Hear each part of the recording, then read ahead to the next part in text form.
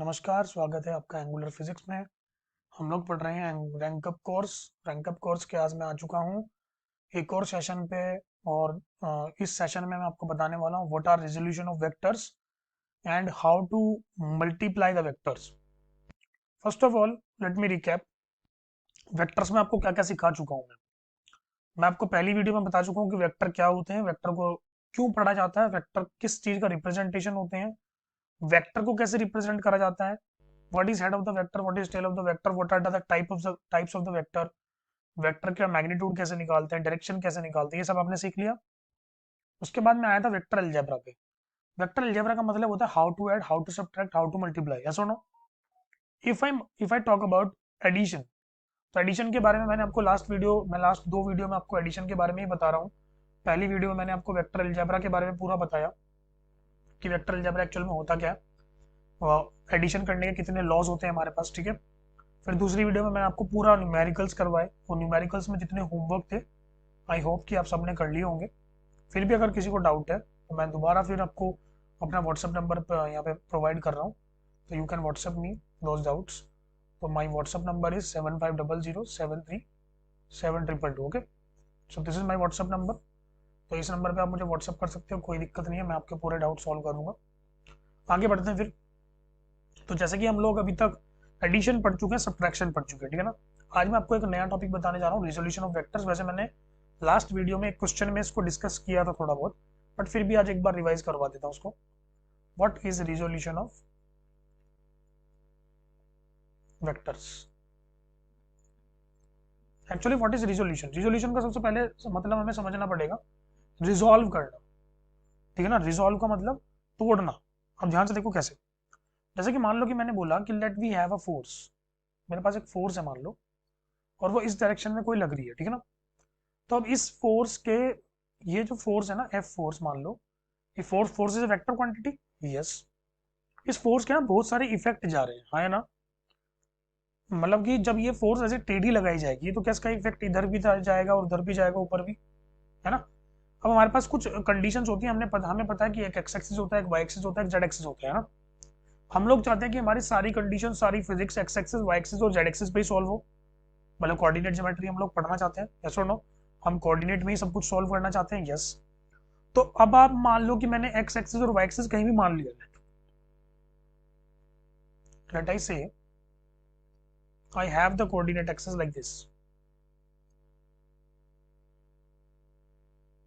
कुछ इस तरीके से मान लो मैं कोऑर्डिनेट एक्सिस को बोल देता हूँ कि ये कोऑर्डिनेट एक्सिस है। इतनी बात समझ में आ रही है? यस। और मान लो कि ये फोर्स एकदम यहाँ पे एक्ट कर रही है, एकदम ओरिजिन पे, ठीक है ना। कोई दिक्कत नहीं? ग्रेट। तो मान लो कि मैंने बोला कि let this is X axis and let this is Y axis, and now this F force is acting at some angle from the x axis, let this angle is alpha. Is it clear? अब आप मुझे बताओ, क्या इस force से, मान लो मैं इस फोर्स से किसी फुटबॉल को किक करूं, तो क्या फुटबॉल कुछ ऐसा पाथ फॉलो करेगी? अगर इस फुटबॉल पे मैं ऐसे फोर्स लगाऊं, एक नीचे से फुट से ऐसा फोर्स मारूंगा, है ना, ऐसा पाथ फॉलो करती है? क्या इस पाथ में फुटबॉल आगे भी जा रही है और ऊपर भी जा रही है? Yes sir. तो इसका मतलब इस फोर्स के दो इफेक्ट हुए, एक इसका इफेक्ट हुआ हॉरिजॉन्टल डायरेक्शन में, एक इसका इफेक्ट हुआ वर्टिकल डायरेक्शन में, ओके।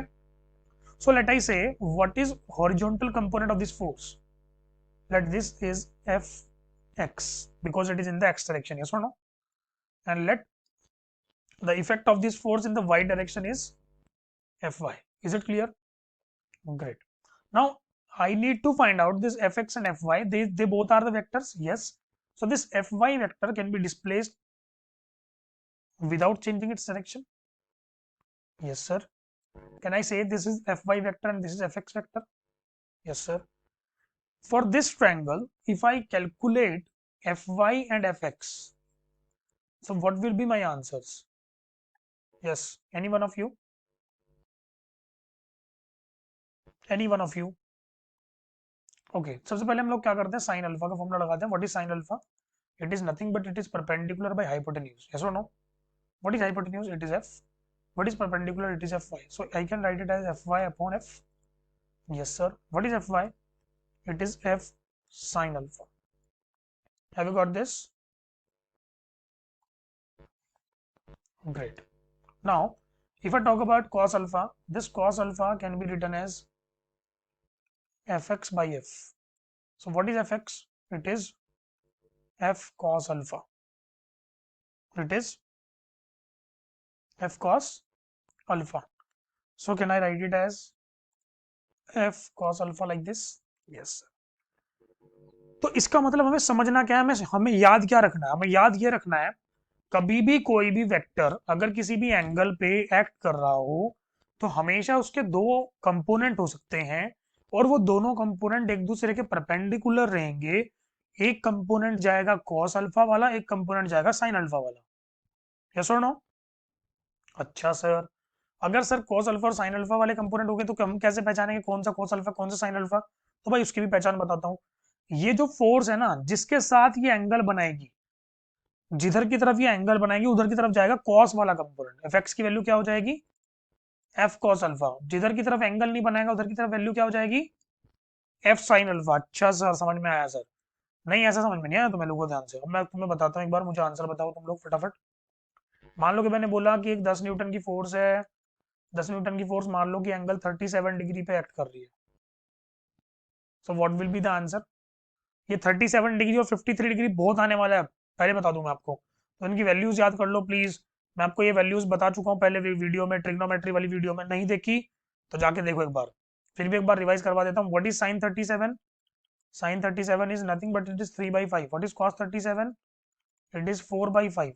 और 53 में उल्टा होता है, ठीक है ना?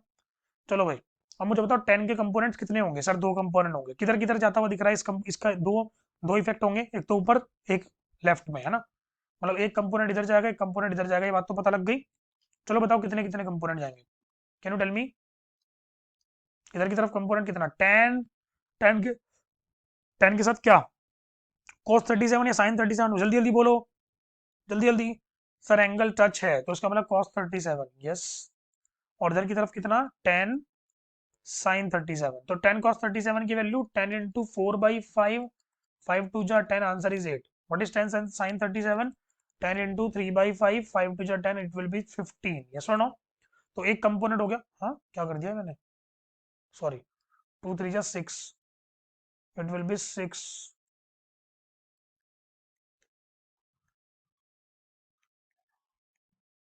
Great, great. चलो फिर, रिजोल्यूशन ऑफ वेक्टर ये समझ में आया था ना? अच्छा भाई, एक और रिजोल्यूशन ऑफ वेक्टर होता है जो 3D में हम कभी कभी समझ लेते हैं। थोड़ा सा 3D में अगर मैं आपको समझाऊं तो आप समझने की कोशिश करना जरा। Let we have 3 axes. इस बार मेरे पास 3 एक्सेस है मान लो, X axes, Y axes and Z axes. कोई दिक्कत नहीं? ग्रेट। ओके, मैंने माना कि let this is X axes, let this is Y axes and let this is Z axes. ये बाहर की तरफ जो आ रहा है जेड एक्सेस, ठीक है? ये एक्चुअल में दिख आपको ऐसा रहा है बट वो मेरी तरफ रहा है, ठीक है ना, बाहर की तरफ। ठीक है सर, मान लो कि मैंने बोला कि let we have a vector and let this vector is here and let this vector have a magnitude something a मान लेते हैं, इसका मैग्नीट्यूड a है, ठीक है ना? अच्छा भाई, ये ना क्या कर रहा है, ये सबके साथ अलग अलग एंगल बना रहा है। ये एक्स एक्सिस के साथ अल्फा एंगल बना रहा है, वाई एक्सिस के साथ बीटा एंगल बना रहा है, और ये जेड एक्सिस के साथ अलग एंगल बना रहा है, गामा मान लो। क्लियर है इतनी बात? It is actually making an angle of alpha with x axis, making an angle of beta with y-axis, and making an angle of gamma with z-axis. Is it clear to everyone? Yes sir, ये बात तो मैं समझ में आई sir. ठीक है sir. अच्छा जी, तो मैं क्या इसके कंपोनेंट्स कुछ इस तरीके से लिख सकता हूँ क्या? बताओ पहले। ए का कंपोनेंट एक्स एक्सिस की तरफ कितना जाएगा मुझे बताओ जरा सोच के। ए कॉस अल्फा। यस सर, क्योंकि जिधर की तरफ एंगल टच रहता है सर उधर तो कॉस अल्फा ही आता है। यस सर, तो इसका एक कंपोनेंट वाई एक्सिस पे भी जा सकता है। यस, कितना?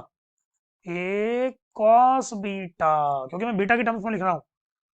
बीटा टच हो रहा है ना वाई एक्सिस के साथ, इधर भी वाई कॉस वाला कंपोनेंट, और इधर की तरफ बोलो कितना?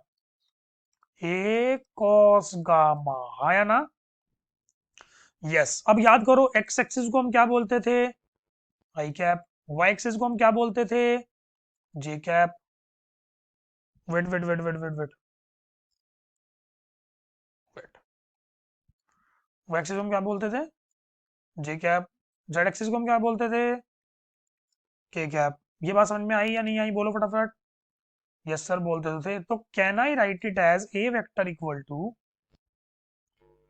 ए कॉस अल्फा आई कैप, क्योंकि आई कैप की तरफ कौन सा कंपोनेंट है? A cos alpha, plus A cos beta J cap. Yes sir. A cos gamma K cap. हाँ सर, समझ में तो आया सर। हाँ या ना, बोलो फटाफट, बोलो फटाफट। हाँ या ना? Yes. Great.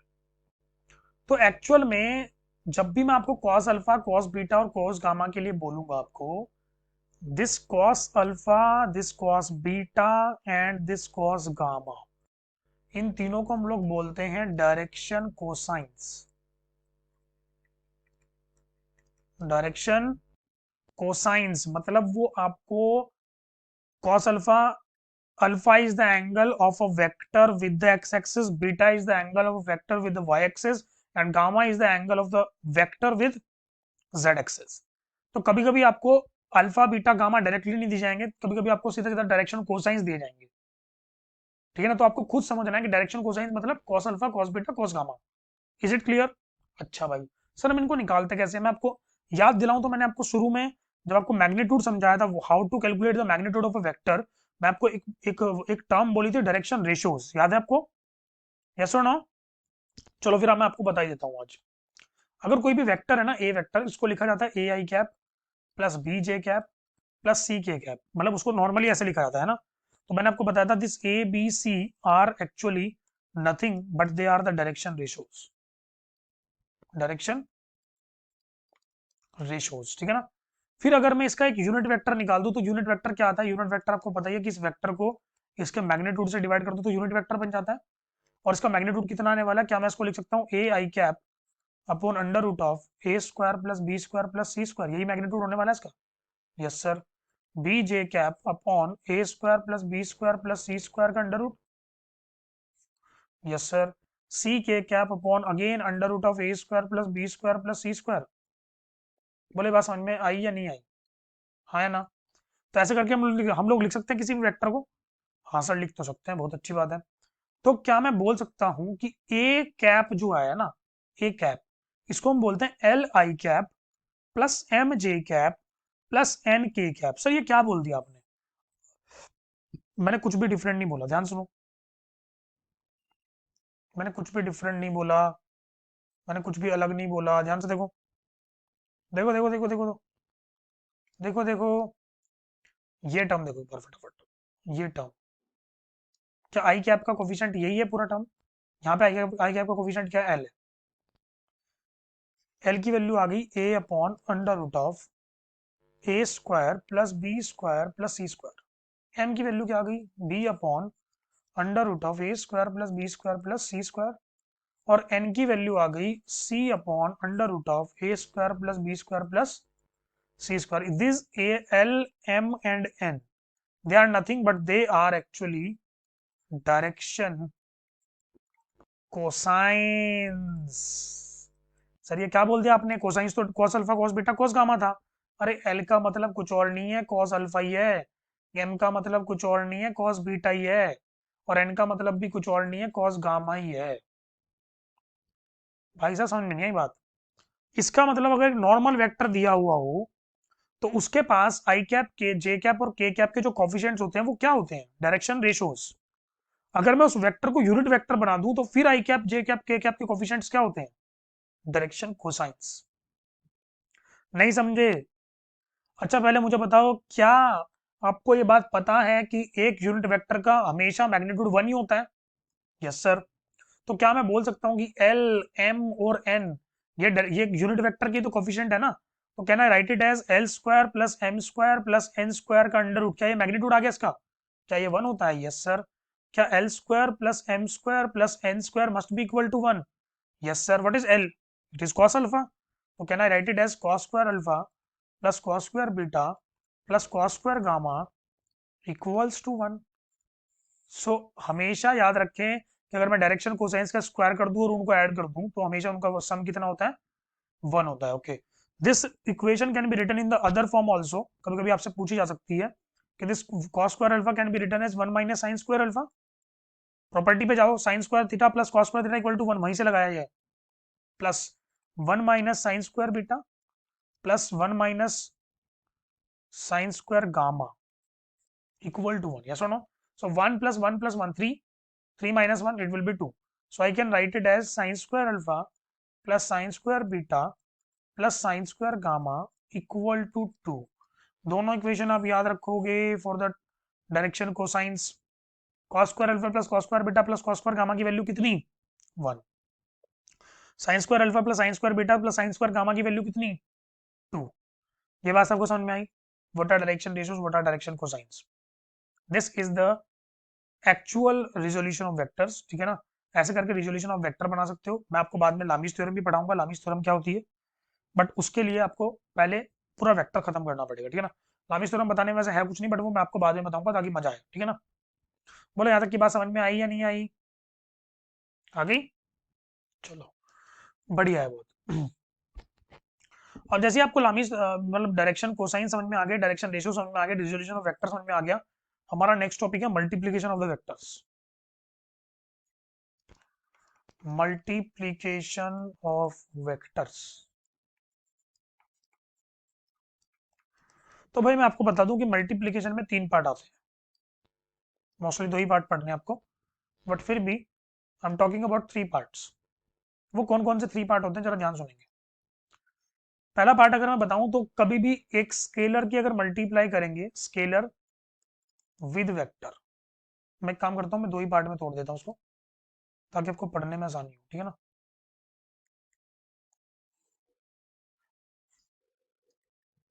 Scalar with vector and one is vector with vector.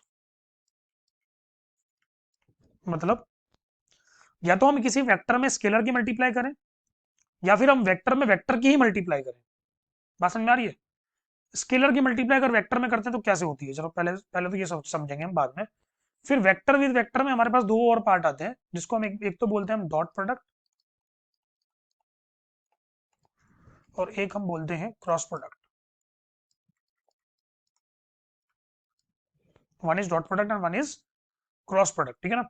तो अगर मैं डॉट प्रोडक्ट और क्रॉस प्रोडक्ट की बात करता हूं तो ये पढ़ाएंगे हम बाद में। सबसे पहले मैं इसको खत्म करता हूँ, स्केलर विद वेक्टर। चलो भाई, मान लेते मेरे पास कोई भी वेक्टर ए था, उस वेक्टर ए की मैं वैल्यू कुछ भी ले लेता हूँ, 2i cap plus 3j cap minus 4k cap. और मान लेते हैं इस वेक्टर में मैंने कोई स्केलर नंबर मल्टीप्लाई करवा दिया, मतलब मान लो मैंने बोला कि लेट -4 ए वेक्टर कर दिया मैंने, तो उसको मतलब -4 की मल्टीप्लाई पूरे वेक्टर में होनी चाहिए, 2i cap plus 3j cap minus 4k cap. So can I multiply it? Yes, -4 2 जा -8, -4 प्लस 3 -4 3 जा -12j cap, and this will be 16k cap. So this will be -4a cap, -4a vector. तो I think ये सबको समझ में आता होगा। किसी भी स्केलर नंबर की अगर मल्टीप्लाई अगर हम वेक्टर में करवाएंगे तो सिंपल करवानी है, क्या करना है, बस सिंपल हर एक टर्म में अलग अलग मल्टीप्लाई करवाओ, इंडिविजुअली मल्टीप्लाई करवाओ, खत्म कर दो। Yes, is it clear? अच्छा, अगर मैं किसी भी वेक्टर को किसी पॉजिटिव नंबर से मल्टीप्लाई करता हूं तो क्या होता है? पॉजिटिव नंबर से कभी भी मैं अगर मल्टीप्लाई करता हूं तो उसके डायरेक्शन में कोई चेंज नहीं आता, लेकिन उसका मैग्नीट्यूड उतने ही टाइम्स बढ़ जाता है। If I multiply a vector by 4, then its magnitude will be 4 times. If I multiply a vector by 5, then its magnitude will be 5 times, and so on. Okay. Then if I multiply a vector by a negative number, negative number से multiply करने पे हमेशा direction reverse हो जाती है, हमेशा direction reverse हो जाती है। हालांकि मैग्नीट्यूड तो टाइम्स उतने टाइम्स बढ़ता ही है, लेकिन डायरेक्शन भी रिवर्स हो जाती है। फॉर एग्जाम्पल, मैंने इस वेक्टर की मल्टीप्लाई -4 से करवाई, तो उसका मतलब direction will be reversed and the magnitude will be 4 times now. Yes or no? Is it clear to everyone? Great.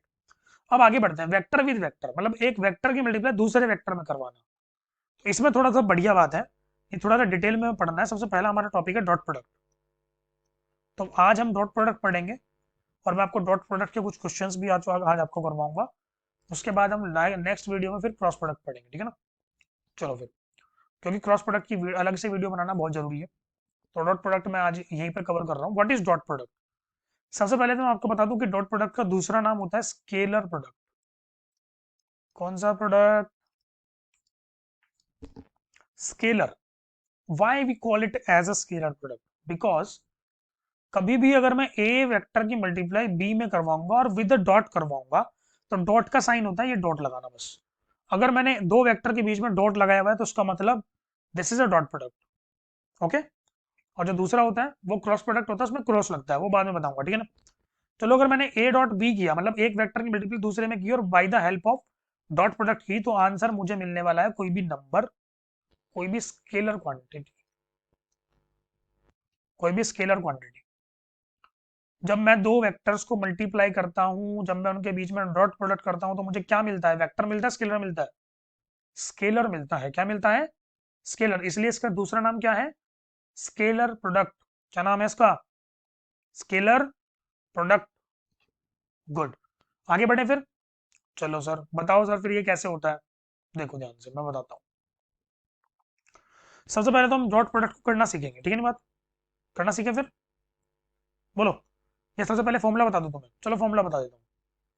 कभी भी अगर मैं दो वेक्टर की मल्टीप्लाई कर रहा हूँ by the help of dot product, तो I will say A dot B will be equal to A magnitude B magnitude into cos theta. ये फॉर्मूला होता है। A dot B will be equal to A magnitude B magnitude cos theta. Is it clear to everyone? Is it clear to everyone? Great. आगे बढ़े। चलो, जब ऐसे हमने लिखा, अब हमें अभी हमें डॉट प्रोडक्ट करना आना चाहिए, है ना। करते हैं फिर, चलो ध्यान से देखो। सबसे पहले मैं आपको कुछ प्रॉपर्टी बताने वाला हूँ। क्या आपको पता है कि X axis denoted by I cap, Y axis denoted by J cap and Z axis denoted by K cap? Yes sir. तो अगर मैं आपको बोलूं what will be the value of I dot I, what will be the value of I dot I? Formula लगाओ। अगर दो vector की multiply करते हैं तो क्या लिखना पड़ता है? पहले का मैग्नीट्यूड, दूसरे का मैग्नीट्यूड इनटू कॉस थीटा। आई का मतलब एक्स एक्सिस, दूसरे आई का मतलब भी x axis. What is the angle between x axis and x axis? Sir ये कौन सा क्वेश्चन पूछ रहे हो आप? Angle between x axis and x axis? ऐसा तो कोई एंगल नहीं होता। अरे जीरो तो होता है भाई। एक एक्स एक्सिस दूसरा एक्स एक्सिस, तो एंगल दोनों के बीच में कितना? 0 degree. What is the value of cos 0? 1। What is the value of unit vector, magnitude of unit vector? क्योंकि इन दोनों के ऊपर कैप लगी हुई है, तो कैप से मैं पहचान गया they are the unit vectors. Yes sir. What is the magnitude of unit vectors? It is 1। 1 answer will be 1। J dot j कितना आएगा? क्या वो भी सेम आएगा? क्या के डॉट के भी सेम आएगा? Yes sir. क्योंकि आई डॉट आई, जे डॉट जे, के डॉट के, सबकी वैल्यू पता लगी, सबकी वैल्यू कितनी होती है? 1 होती है। यस और नो? अच्छा sir. Sir what will be the value of I dot j? I magnitude j magnitude cos 90। Why cos 90? Because i cap मतलब एक्स एक्सिस, जे कैप मतलब y axis. What is the angle between them? 90 degree. cos 90 की value 0, तो answer 0। इसका मतलब आई dot जे भी 0 आएगा, के जे dot के भी 0 आएगा, और के डॉट आई भी 0 ही आएगा। क्या ये वैल्यूज और ये वाली वैल्यूज तुम्हें याद हुई? बोलो फटाफट। हो गई याद सबको? इसका मतलब आई की मल्टीप्लाई जे में करूं, जे की मल्टीप्लाई के में करूं, आई की मल्टीप्लाई के में करूं, बात तो सेम, बात तो आंसर 0 ही आने वाला है। Yes sir. ठीक है भाई, ध्यान से सुनो। आप आगे बढ़ते हैं। जैसे कि मान लो कि मैंने बोला let we have a question. मैं आज थोड़ा छोटा लेक्चर बना रहा हूँ ताकि तुम्हें बोर ना लगे, ठीक है ना। ए कैप, ए वेक्टर की वैल्यू गिवन है 2 i cap plus 3 j cap plus k cap, and let b vector is given as minus i cap plus j cap plus 3 k cap. Late, okay. किसी ने आपसे पूछ लिया what will be the value of A dot b? आपने बोला अरे वाह बहुत सिंपल है। ए डॉट बी अगर करेंगे तो कैसे करेंगे बताओ जरा एक बार। पहले 2 की मल्टीप्लाई इसमें, फिर 2 की मल्टीप्लाई इसमें, फिर 2 की मल्टीप्लाई इसमें, फिर 3 की मल्टीप्लाई इसमें, फिर 3 की मल्टीप्लाई इसमें, फिर 3 की मल्टीप्लाई इसमें, फिर के 1 की मल्टीप्लाई इसमें, फिर 1 की मल्टीप्लाई इसमें, फिर 1 की मल्टीप्लाई इसमें। नॉर्मली ऐसे ही करते हैं ना भाई। कैसे करते हैं बताएं? पहले 2 आई कैप लिखेंगे, फिर ये वेक्टर पूरा। बचपन में ऐसे ही करते थे ना हम लोग। फिर 3 जे कैप लिखेंगे, फिर ये वेक्टर पूरा। फिर के कैप लिखेंगे, फिर ये वेक्टर पूरा। हाँ है ना। चलो भाई, अब टू आई कैप की मल्टीप्लाई करवाते हैं अंदर, -2 i cap into I cap, फिर प्लस का 2 i cap dot J cap, dot product करवा रहा हूँ याद रखना, +2 3 6 i कैप के कैप, पता लग रहा है कैसे करवा रहा हूँ, आई कैप के कैप डॉट डॉट आएगा बीच में, फिर प्लस, प्लस की जगह माइनस आ जाएगा ये, -3 j cap dot I cap, फिर +3 जे कैप डॉट जे कैप, फिर +9 जे कैप डॉट के कैप,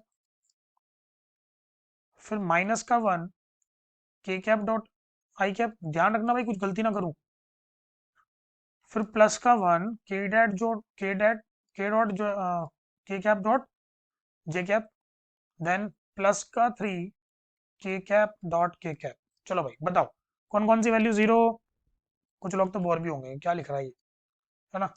बताओ भाई, I cap dot J cap zero, I cap dot K cap zero, J dot I zero, J dot K zero, K dot I zero, K dot J zero, zero. क्यों zero? सबके बीच में angle 90 90 90 90, है ना, सारे zero हो गए। चलो भाई, हमने पढ़ा था सर कि आई डॉट आई की वैल्यू तो 1 होती है, जे डॉट जे की वैल्यू भी 1 होती है, के डॉट के की वैल्यू भी 1 होती है, कर दो फिर 1, क्या आएगा, -2 +3 +3, 3 + 3 6, 6 - 2 4, आंसर आया 4। So A dot B, what is the value of A dot B? It is 4, it is 4। Yes sir. ये 4 क्या है, स्केलर और वेक्टर? सर स्केलर है तो, बहुत अच्छी बात है। अगर मैं आपसे पूछूं कि इस कहानी से आपको क्या शिक्षा मिलती है, तो आप क्या बोलोगे? इस कहानी से हमें यह शिक्षा मिलती है कि कभी भी दो वेक्टर का अगर डॉट प्रोडक्ट पूछा जाए, तो बुद्धिमानी इसी में है कि सबकी मल्टीप्लाई सब में मत करो, आई वाले की मल्टीप्लाई आई वाले में करो, जे वाले की मल्टीप्लाई जे वाले में करो, के वाले की मल्टीप्लाई के वाले में करो, और उनके आई जे के सब उड़ा दो, सिर्फ नंबर की मल्टीप्लाई करो। Is it clear to everyone? कुछ कम समझ में आया, एक और एग्जांपल ले लेते हैं, ध्यान से देखो। Let we have another a equals to i cap minus j cap plus 2 k cap, and let b vector is equals to I cap minus I cap plus 3 j cap plus 6 k cap, and let I say what will be the value of a dot b. Pause the video and try yourself. Video को pause करो, दोबारा एक बार देखो इसको try करके, देखो ए dot B कैसे निकालेंगे हम लोग। मैं आपको करके दिखाता हूँ, what will be the value of A dot b. मुझे पता है आई वाले की मल्टीप्लाई आई वाले में, जे वाले की मल्टीप्लाई जे वाले में, के वाले की मल्टीप्लाई मल्टीप्लाई के वाले में, कर दो फिर। माई 1 इंटू -1 -1, -1 इंटू 3 -3, +2 इंटू 6 प्लस का 12, 12 -4 will be the value 8। So this is our correct answer। ऐसे करके आप ए डॉट बी कर सकते हो, यस और नो? क्या ये बात समझ में आई? क्या डॉट प्रोडक्ट समझ में आया? Yes sir. अब बहुत सारी प्रॉपर्टीज भी होती है जो डॉट प्रोडक्ट फॉलो करता है, मैं आपको बता ही देता हूँ पहले, ज़्यादा सोचना नहीं है इनके बारे में, ठीक है ना। प्रॉपर्टीज ये बोलती है कि कभी भी अगर आप ए डॉट बी करते हो या बी डॉट ए करते हो तो कुछ फर्क नहीं पड़ता, पहले की मल्टीप्लाई दूसरे में करो या दूसरे की मल्टीप्लाई पहले में करो, आंसर सेम आएगा। डॉट प्रोडक्ट की कुछ कुछ प्रॉपर्टीज आपके स्केलर प्रोडक्ट से मिलती है, मतलब सॉरी, जो आप अलजेब्रा पहले पढ़ते आए हो ना, 2 3 जा 6 तो 3 2 जा भी 6 होगा। अगर 2 4 जा 8 है, क्या 4 2 जा भी 8 ही होगा? सेम वही कहानी यहाँ भी है, ए डॉट बी अगर करोगे तो बी डॉट ए इक्वल होगा। ऐसे लोग को हम लोग बोलते हैं कॉम्यूटेटिव लॉ। क्या बोलते हैं? कॉम्यूटेटिव लॉ लिखवा देता हूँ पहले से, वैसे जरूरत नहीं है कुछ भी, इसको इस प्रॉपर्टी को कॉम्यूटेटिव प्रॉपर्टी बोलते हैं, ठीक है ना। अच्छा, एक और प्रॉपर्टी होती है इसकी, कभी कभी कभी कभी ऐसा बोल देते हैं कि भाई अगर ए प्लस बी अंदर लिखा हुआ है और बाहर डॉट सी लिखा हुआ है, तो क्या मैं इसको ऐसे लिख सकता हूँ क्या, a dot c plus b dot c? बिल्कुल लिख सकते हैं, इसको बोलते हैं हम डिस्ट्रीब्यूटिव प्रॉपर्टी। कौन सी property? Distributive law. Is it clear? Great. अच्छा भाई, और भी कुछ प्रॉपर्टीज हो सकती हैं क्या इसकी, बोलो। A dot b dot c, मान लो कि मैंने इसको ऐसे लिखा, इसका मतलब क्या हुआ? जब मैं इसको ऐसे लिखता हूँ उसका मतलब मैंने पहले ए डॉट बी करवाया, बाद में जो उसका रिजल्ट आया उसको उसको सी के साथ डॉट प्रोडक्ट करवाया, तो ऐसा बोला जाता है कि चाहे तो ऐसे करवा लो और चाहे ऐसे करवा लो, रिजल्ट विल बी सेम। मतलब कि पहले आप बी डॉट सी करवा लो, उसकी फिर बाद में मल्टीप्लाई कर दो ए के साथ। Is it clear to everyone? So this is known as associative law. तो यहाँ पे फॉलो होते हैं। प्लीज आप इन सबको याद रखोगे, ठीक है ना। ये हो गया हमारा डॉट प्रोडक्ट की प्रॉपर्टीज। बाकी ज्यादा नहीं बताऊंगा, कुछ और ज्यादा समझने की कोई जरूरत नहीं है। सिंपल सिंपल बात को याद रखना है। डॉट प्रोडक्ट का दूसरा नाम स्केलर प्रोडक्ट। वो आंसर हमें स्केलर देता है। आई डॉट आई, जे डॉट जे, के डॉट के की वैल्यू 1 होती है। आई डॉट जे डॉट के डॉट आई, इन सब की वैल्यू 0 होती है।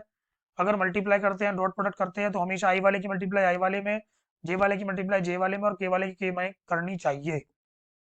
Is it clear to everyone?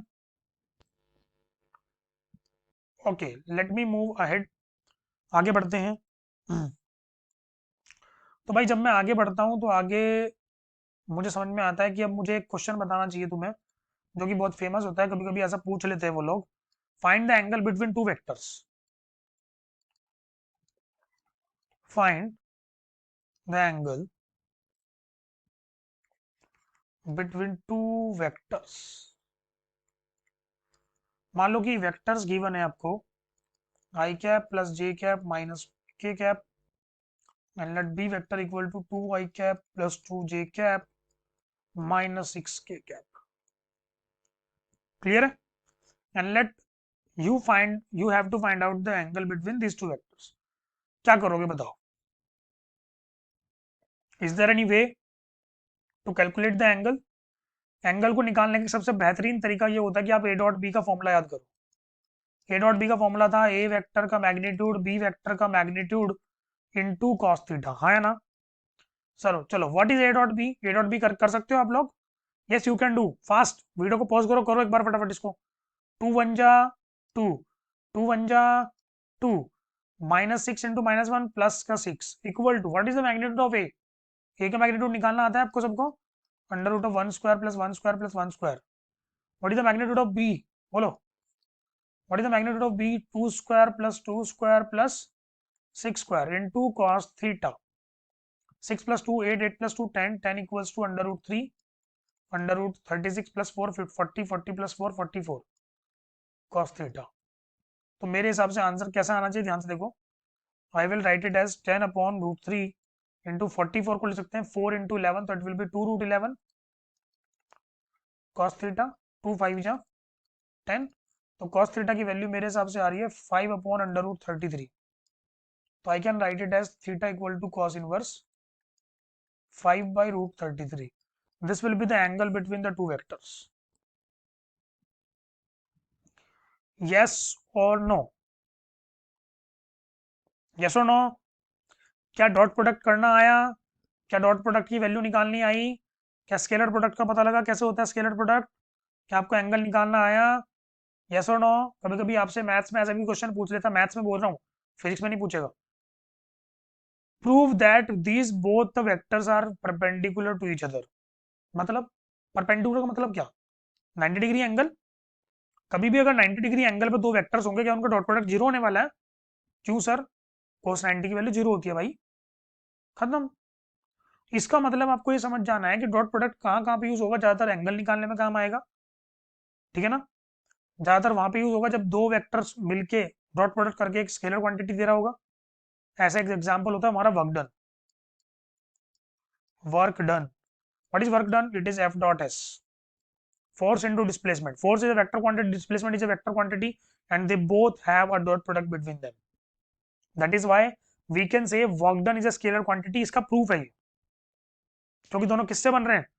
Dot product से। डॉट प्रोडक्ट का मतलब, डॉट प्रोडक्ट का मतलब स्केलर प्रोडक्ट, खत्म। Work done is scalar quantity. तो ऐसे करके हम लोग फिजिक्स में बहुत सारे प्रूफ आपको दे सकते हैं, ठीक है ना। आप लोग खुद भी प्रूव कर सकते हो। बस आपको चाहिए क्या कि you have to learn this concept, what is dot product. अगर आपको डॉट प्रोडक्ट समझ में आ गया होगा तो कल मैं नई वीडियो के साथ आ रहा हूँ। कुछ प्रोजेक्शन के बारे में बताऊंगा, थोड़ा सा प्रोजेक्शन क्या होता है, व्हाट इज प्रोजेक्शन, ठीक है। कुछ आपको मैंने आपको बताया था कि हमारे पास सिर्फ दो ही ऐसी बुक्स हैं जिनमें ज़्यादातर वेक्टर्स के क्वेश्चंस कुछ दिए हुए हैं, बाकी सब बुक्स तो हैं लेकिन उनमें कुछ अच्छा मटेरियल नहीं है, ठीक है ना। यही क्वेश्चन बार बार रिपीट होते रहते हैं हर बुक में। तो I can use both the books for your reference.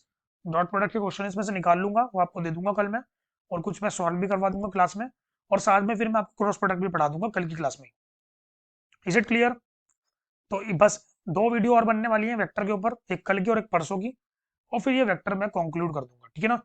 उसके बाद हम लोग चलेंगे काइनेमेटिक्स पे, वहां से आपकी कोर फिजिक्स स्टार्ट हो जाती है। तो आप प्लीज साथ में जुड़े रहिए। जिसने चैनल को अभी तक सब्सक्राइब नहीं किया, प्लीज सब्सक्राइब करो। डेली के नोटिफिकेशन आपको आते रहेंगे, बेल का बटन दबा देना, और अगर वीडियोस तुम्हें पसंद आई तो भाई शेयर जरूर कर देना, ठीक है ना। Thank you.